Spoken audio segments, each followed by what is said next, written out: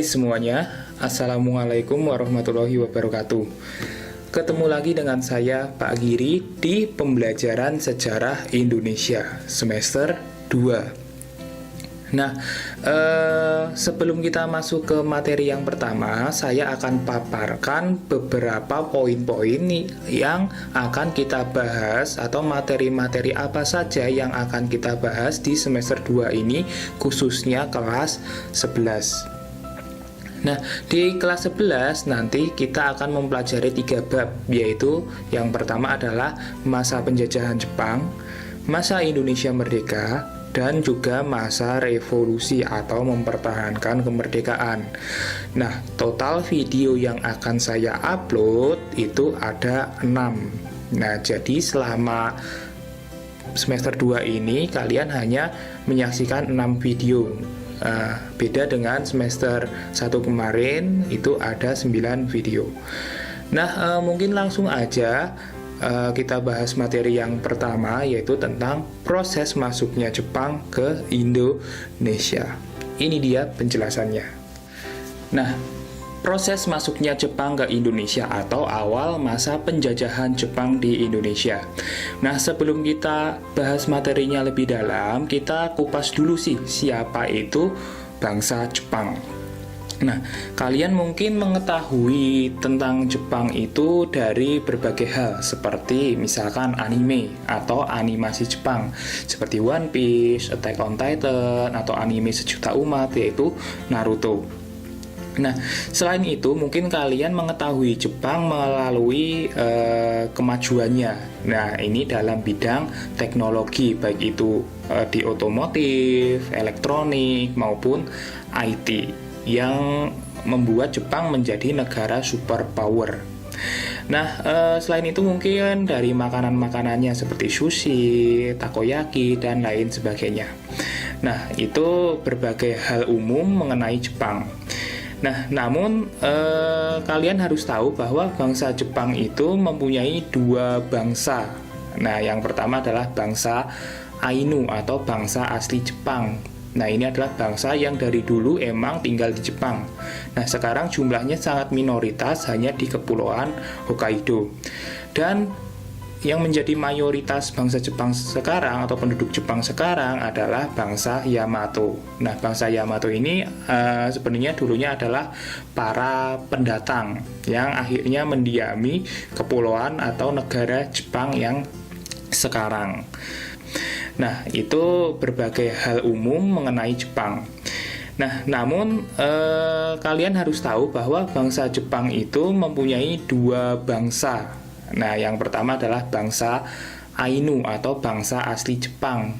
Nah, ini adalah bangsa yang dari dulu itu adalah Shinto atau secara umumnya kita mengetahui adalah penyembahan terhadap matahari, atau tepatnya adalah Dewi Matahari yang disebut dengan Amaterasu Omikami. Nah, terus hal mengenai Jepang itu contohnya hurufnya. Nah, huruf Jepang itu ada 3 jenis. Yang pertama ada hiragana, terus ada katakana, dan juga kanji. Nah, itu adalah hal-hal mengenai Jepang. Nah, terus bagaimana sih Jepang kok bisa langsung menjajah Indonesia? Terus gimana sih prosesnya kok mereka tiba-tiba bisa menggeser posisi Belanda yang pada saat itu menjadi penjajah dari Indonesia? Nah, untuk itu mari kita kupas lagi yuk. Proses masuknya Jepang ke Indonesia itu tak lepas dari sejarah bangsa Jepang itu sendiri. Nah, sejarah bangsa Jepang itu sangatlah panjang. Dari yang primitif saja itu meliputi 2 zaman, yaitu zaman Jomon dan juga zaman Yayoi. Nah, zaman primitif ini di mana Jepang itu masih ya hidupnya seperti bercocok tanam dan lain sebagainya. Terus berkembang lagi menjadi zaman kekaisaran, di mana di sini Jepang sudah dimulai sistem pemerintahan kerajaan. Nah, zaman kekaisaran ini meliputi zaman Kofun, zaman Asuka, dan zaman Nara. Nah, di sini juga sudah mulai masuk agama Buddha. Nah, terus Jepang bergeser lagi ke zaman yang disebut dengan zaman Kesogunan, di mana di sini kaisar hanya sebagai simbol saja, dan pemerintahan itu dipegang oleh orang bernama shogun atau bergelar shogun maksud saya. Nah, zaman kesogunan ini dibagi menjadi beberapa zaman, yaitu ada zaman Heian, zaman Kamakura, zaman Muromachi, zaman Azuchi Momoyama, dan terakhir zaman Edo. Namun pada zaman kesogunan ini Jepang menjadi negara yang tertutup hingga akhirnya menjadi negara yang paling tertinggal dari negara-negara lain seperti negara-negara di Eropa, Amerika maupun negara-negara di Asia lainnya. Nah, Jepang sendiri itu mulai modern ketika memasuki zaman restorasi Meiji pada tahun 1868, di mana di sini zaman keshogunan itu berakhir dan pemerintahan itu kembali dipegang oleh kaisar yang waktu itu dipimpin oleh Kaisar Meiji.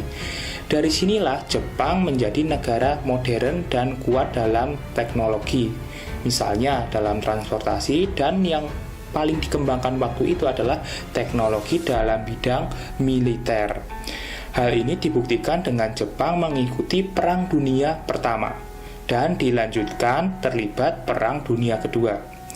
Nah, di Perang Dunia II sendiri terjadi antara blok sekutu, yaitu di antaranya ada Amerika, Inggris, dan lain sebagainya, dan blok fasis, di mana di sini Jepang tergabung dengan Jerman, Italia, serta di sini juga melibatkan blok komunis seperti Uni Soviet. Nah, karena Perang Dunia II inilah yang akhirnya menyebabkan Jepang itu nanti masuk ke Indonesia. Nah, terus gimana sih Jepang kok bisa terlibat Perang Dunia II? Nah, Jepang itu terlibat Perang Dunia II karena konflik yang menyeret Jepang, yaitu antara Jepang dan Amerika. Nah, ini disebabkan karena Amerika itu menghalangi ekspansi Jepang dan juga memblokade impor baja Jepang. Nah, hal inilah akhirnya menyebabkan Jepang itu marah dan akhirnya menyerang pangkalan Amerika yaitu Pearl Harbor di Hawaii pada tanggal 7 Desember 1941. Nah, karena hal inilah akhirnya Amerika mendeklarasikan perang dengan Jepang, dan kebetulan waktu itu Jepang tergabung dalam blok fasis dengan Jerman dan Italia yang otomatis menjadi musuh sekutu, di mana Amerika itu menjadi anggota dari sekutu itu sendiri. Nah, setelah itu Jepang terus melakukan ekspansi, yaitu antaranya di Asia Tenggara.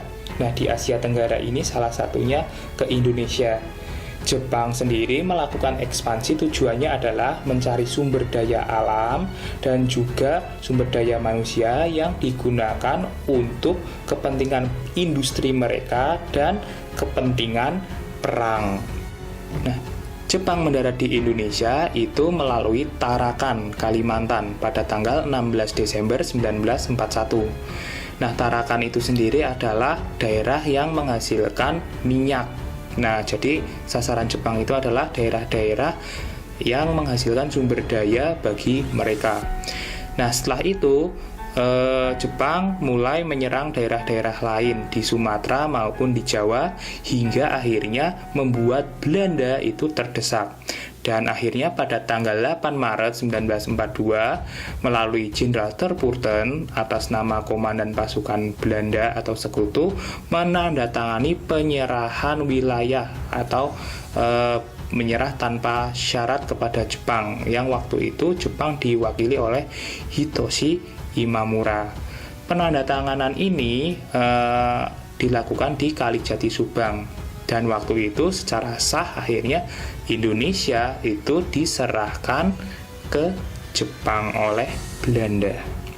Di Indonesia, Jepang mendirikan pemerintahan militer pemerintahan militer itu adalah sistem yang membagi beberapa wilayah. Nah, Indonesia sendiri itu dibagi menjadi 3 wilayah, yaitu Angkatan Darat ke-16 yaitu di Jawa Madura, terus wilayah Angkatan Darat ke-25 itu di Bukit Tinggi, dan Angkatan Laut itu di Kalimantan, Sulawesi, dan Maluku.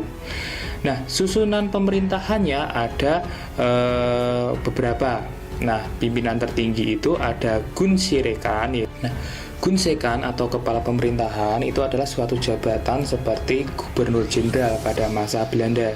Di bawahnya itu ada beberapa departemen seperti Somobu yaitu Departemen Dalam Negeri, ada Zaimobu yaitu keuangan, Sangyobu itu ekonomi, Kotsobu lalu lintas, dan Sihobu yaitu kehakiman.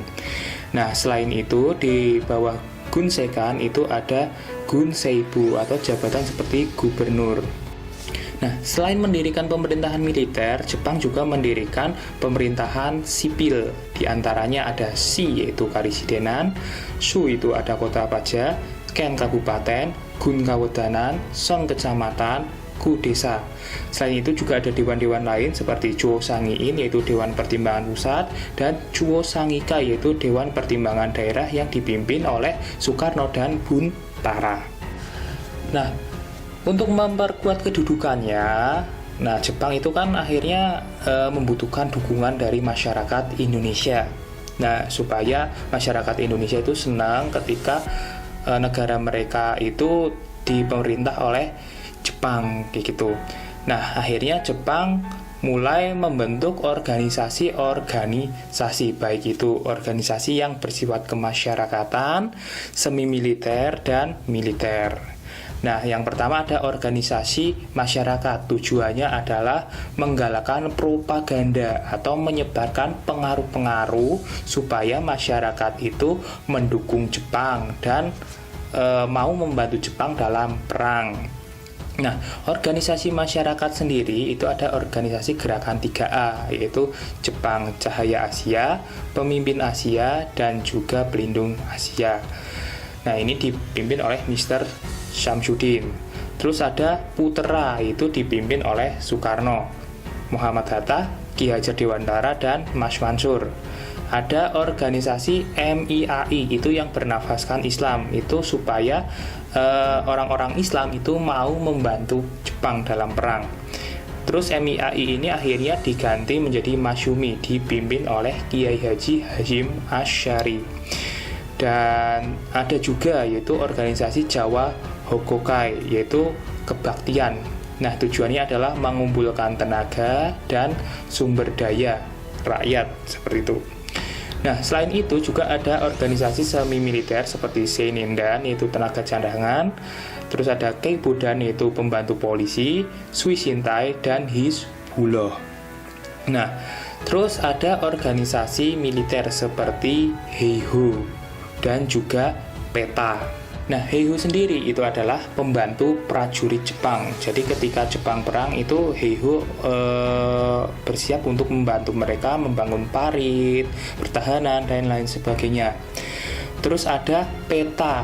Nah, tujuan didirikannya PETA adalah mempertahankan Indonesia dari serangan sekutu. Ini dipimpin oleh teman Soekarno bernama Gatot Mangkupraja.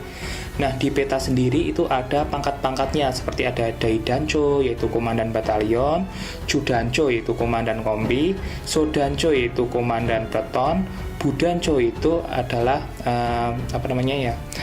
komandan regu, dan juga Gyuhei yaitu prajurit sukarela. Nah, jadi kesimpulannya Jepang masuk itu karena akibat dari Perang Dunia II, di mana Jepang itu sangat membutuhkan sumber daya alam, akhirnya melakukan ekspansi. Terus juga Jepang di Indonesia itu kayak ingin mencari muka terhadap masyarakat Indonesia supaya masyarakat Indonesia itu mau membantu Jepang dalam perang. Akhirnya mereka mendirikan pemerintahan, terus akhirnya mendirikan organisasi-organisasi, dan juga melakukan propaganda. Nah, seperti biasa itu di akhir video itu ada pertanyaan untuk kalian yang kalian harus jawab nanti di presensi khusus kayak gitu ya. Nah, pertanyaan untuk kali ini adalah jelaskan struktur pemerintahan militer Jepang. Nah, sekian untuk video kali ini dan sampai jumpa. Cut.